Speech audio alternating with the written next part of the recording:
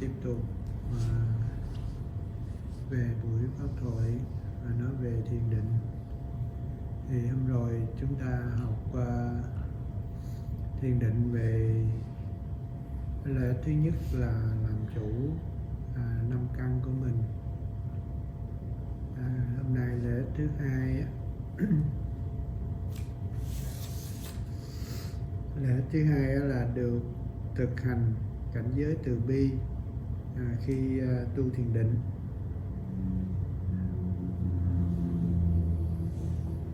So last week we talked about samadhi, meditation, control your senses, 6 senses, not allowing the mind to wander away, stay in the present moment. This week we're talking about meditation and how you go compassion in your meditation. Thì khi mình tu thiền định thì mình giữ được cái tâm từ bi. Tâm từ bi là thương tất cả chúng sanh, mà thương một cách là mình muốn cho tất cả chúng sanh đều an ổn. So in compassionate meditation, we want to maintain the mind of loving kindness to all being, all sentient being, not bringing suffering to other beings.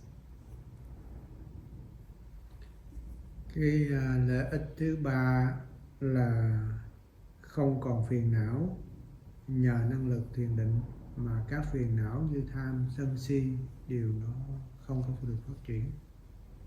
And also in terms of compassion, also there's the self-compassion as well. That means that maintain your mind, your awareness, so that you don't suffer yourself. So we try to minimize greed, hatred, and delusions, and because those are the things that will bring suffering to us. Hôm nay chúng ta sẽ học về hai cái lợi ích đó. Lợi ích thứ hai đó là thực hành cảnh giới từ bi. Khi mình có sự làm chủ, có cái sức tu thiền và có chút định, thì chúng ta cảm thấy thương thân mình, thương người, thương tất cả chúng sinh ở bên ngoài. Cho nên khi chúng ta có sức thiền định rồi thì mắt mình nhìn tất cả chúng sanh đều mình khởi lên cái lòng từ bi, thương người, thương vật, thương tất cả những cỏ cây hoa lá ở xung quanh của mình. So in your meditation practice or your everyday living, always keep in mind that first of all, have compassion for yourself, right? So no suffering, no self-suffering, create anything that will create suffering for yourself. And also understanding that all sentient beings share our same wish, right? We don't want to suffer. We want to have peace. Same thing with other beings, whether they're people, humans or not. Right? They want to have safety. We want to feel peace, safety, and keeping that in mind, we want to be aware of our action or our speech, so that we don't create suffering to others. Cho nên chúng ta khởi lên cái lòng từ bi, thương tất cả chúng sanh như vậy, thì chúng ta muốn cho tất cả người cũng như tất cả chúng sanh đều được an ổn. Mà muốn được an ổn thì chúng ta không có nên làm tổn hại người bằng lời nói, bằng hành động hay là bằng ý nghĩ đối với người. Rồi tất cả những chúng sanh, những con vật thì chúng ta cũng khởi lên lòng từ bi. Người và vật chúng ta khởi lên lòng từ bi như vậy thì chúng ta không có làm tổn hại, thì chúng ta lúc nào chúng ta cũng muốn cho tất cả người và vật được an ổn. Cho nên khi mình tu thiền, mình có sức định rồi, có trí tuệ rồi, thì mình người đối với người rất là thiện, rất là tốt, Còn đối với vật cũng vậy. Và tất cả những cỏ cây, hoa lá nó cũng có cái sức, nó cũng có sức sống giống y như mình. Như là những cây là nó nhiều khi nó vừa mọc lên mình nó có những cây khác nó che thì nó có thể nó né qua chỗ khác nó lên nó phát triển tiếp nữa. Thì nên từ người cho đến con vật, cỏ cây hoa lá nó cũng có cái sức sống. Và khi mình tu và có sức thiền định thì cái lòng từ bi mình muốn cho tất cả những người với vật với những cây đều nó có được an ổn, được phát triển tốt. Đó là cái lợi ích của sự mình tu tập thiền. Khi mình tu tập thiền thì ngay nơi bản thân của mình khởi lên lòng từ bi đối với thân của mình nữa. Nhưng mỗi khi mình ăn không ngon ngủ không yên thì mình phải biết có cái sự làm chủ mình nó yếu rồi, cho nên khi đó mình phải ngồi thiền và mình tập quay trở về thương ngay nơi bản thân của mình, thân miệng và ý của mình phải thương khởi lên tâm đó. Thì khi tâm mình mà nhập mình thiền á thì ngay nơi thân mình thương cảm thấy hạnh phúc, mình được sống mỗi ngày, mình được hạnh phúc từng bước chân đi và mọi hạnh phúc từ cái việc làm của mình. Cho nên lúc nào mình cũng thấy tràn đầy cái năng lượng từ bi. Mình thương người cũng vậy, người ta khỏe mạnh mình cũng thương, người ta ốm đau bệnh tật mình cũng thương. Mình thương đây không phải là mình trói buộc mà là mình khởi lên lòng từ bi. Ai thì cũng có cái mầm sống, cũng có cái sự tỉnh giác. Mà nếu mà chúng ta biết quay trở về lo tu tập thì mỗi người đều được cái lợi ích an lạc. Cho nên khi mình tu mà có sức định rồi, tu thiền mà có định rồi và trí tuệ thì chúng ta thấy tất cả đều là giống như là mỗi người đều có sẵn các Phật tánh. Nhưng mà nhiều khi do mê muội cho nên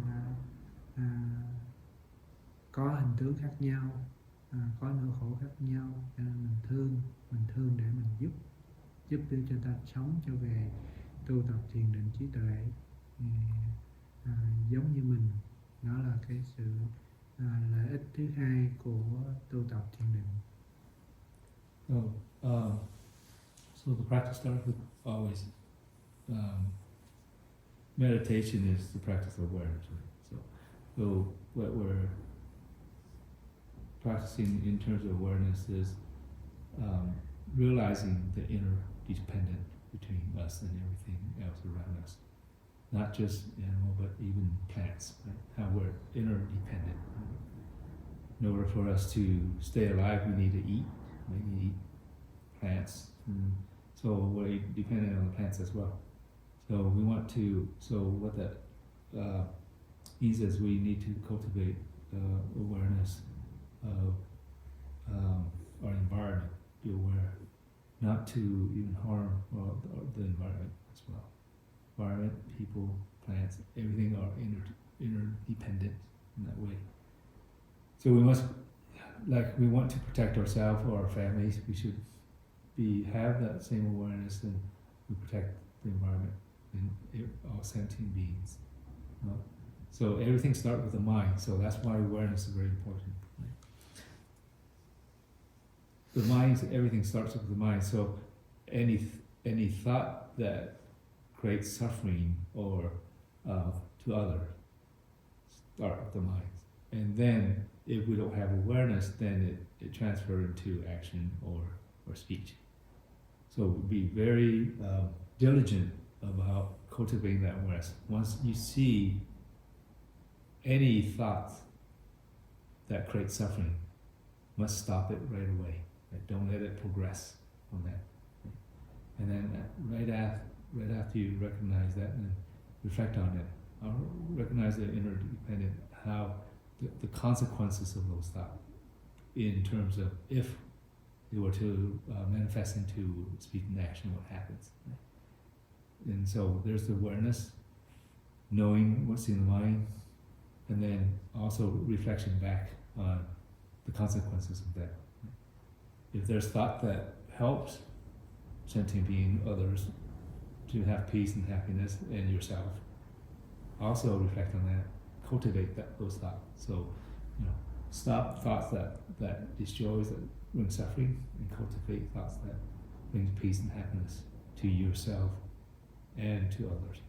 But very importantly is that we must start with ourselves. You know, try to minimize any thoughts that create suffering for yourself.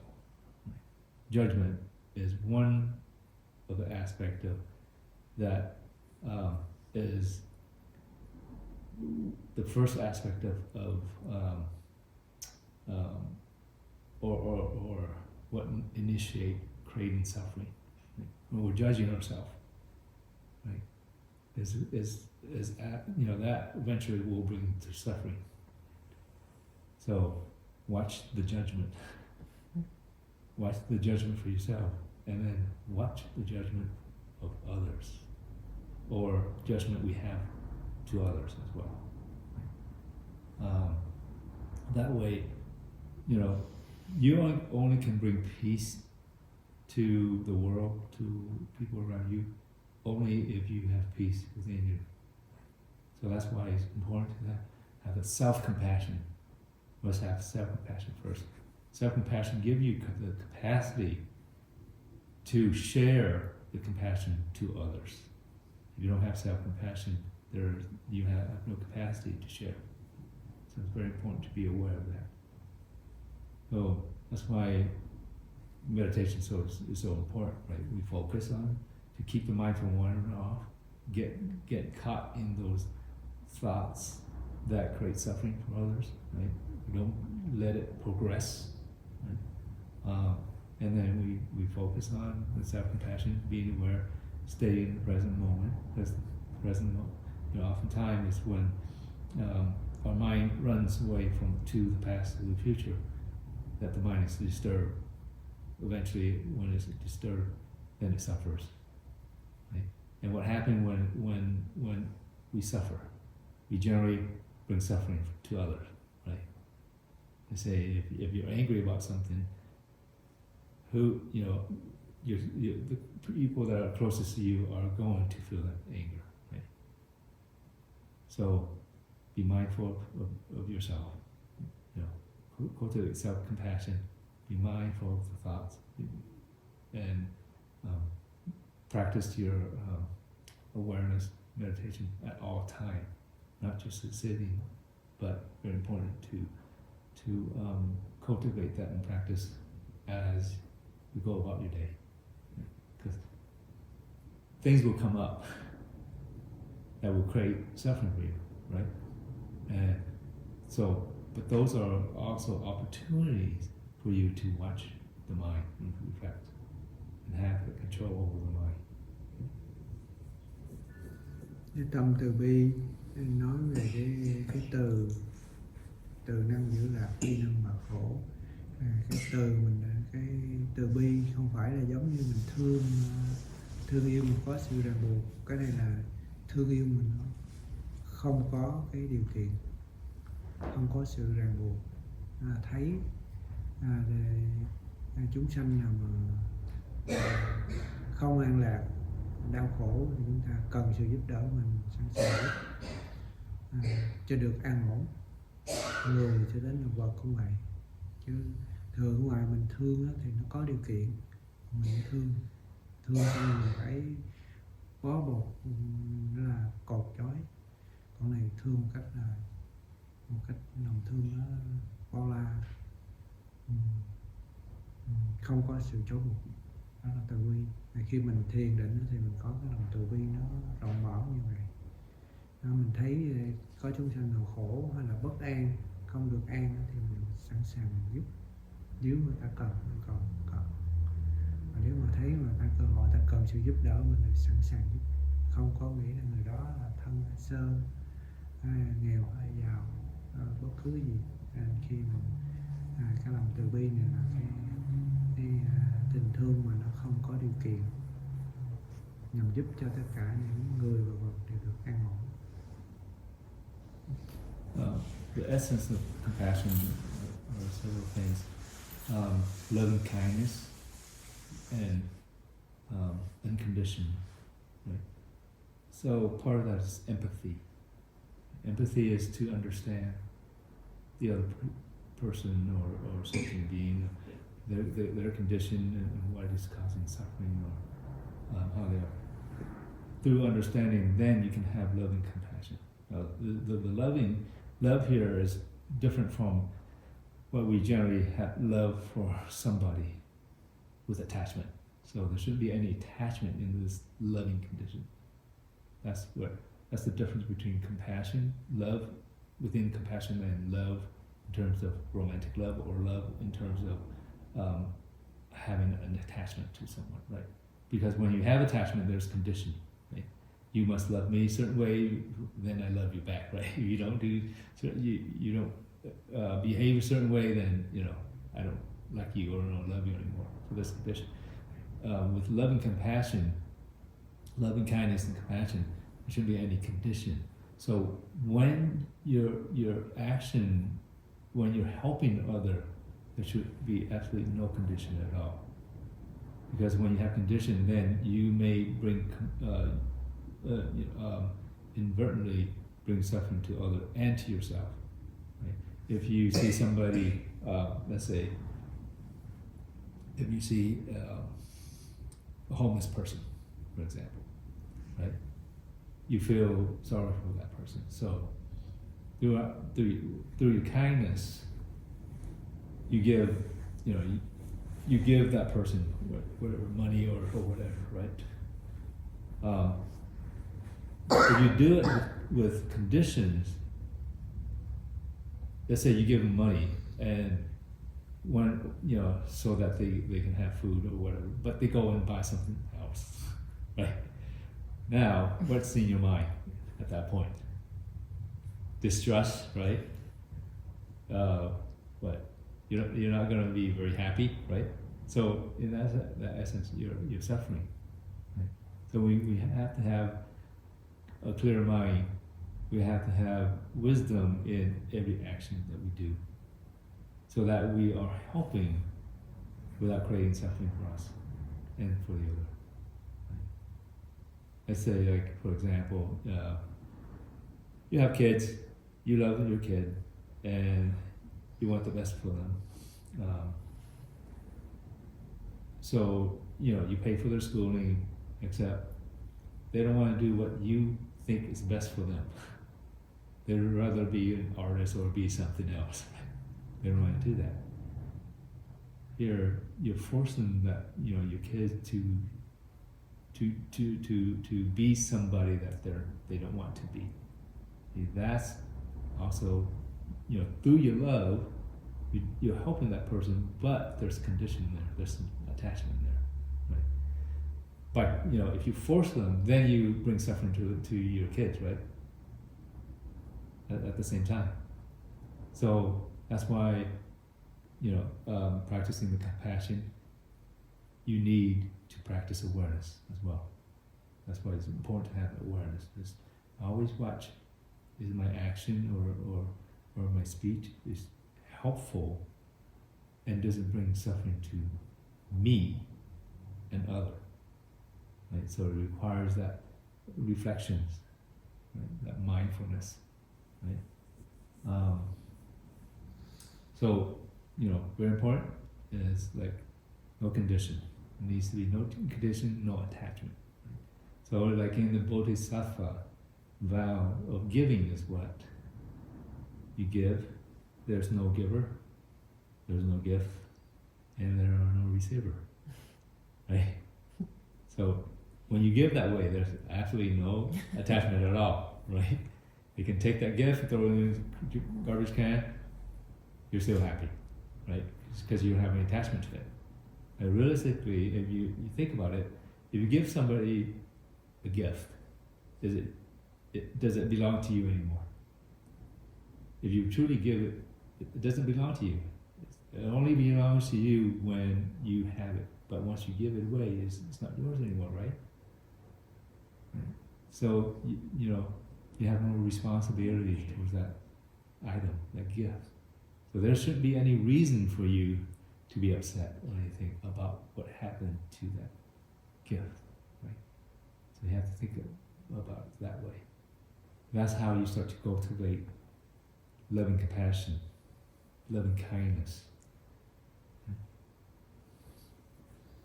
Hôm nay chúng ta học cái lợi ích thứ hai và lợi ích thứ ba, triển khai cái lợi ích thứ hai vừa rồi. Thì cái lợi ích thứ hai của thiền định đó là mình thực hành từ bi, rồi làm chủ được giữ được cái tâm từ bi, rồi muốn được cho chúng sanh được an ổn. Thì cái quan trọng nhất khi mình thiền định, khi mình thực tập phải thực hành, chứ nhiều khi nói từ bi bằng cái lời nói không nó cũng không có lợi ích. Nếu mà tâm mình khởi lên từ bi, giữ tâm mình từ bi, rồi phải thực hành từ bi nữa, chứ không có nói không. Nói bằng cái hành động. Cho nên nhiều khi xưa Đức Phật Ngài nói Ngài thương tất cả chúng sanh giống như là mẹ thương con vậy đó.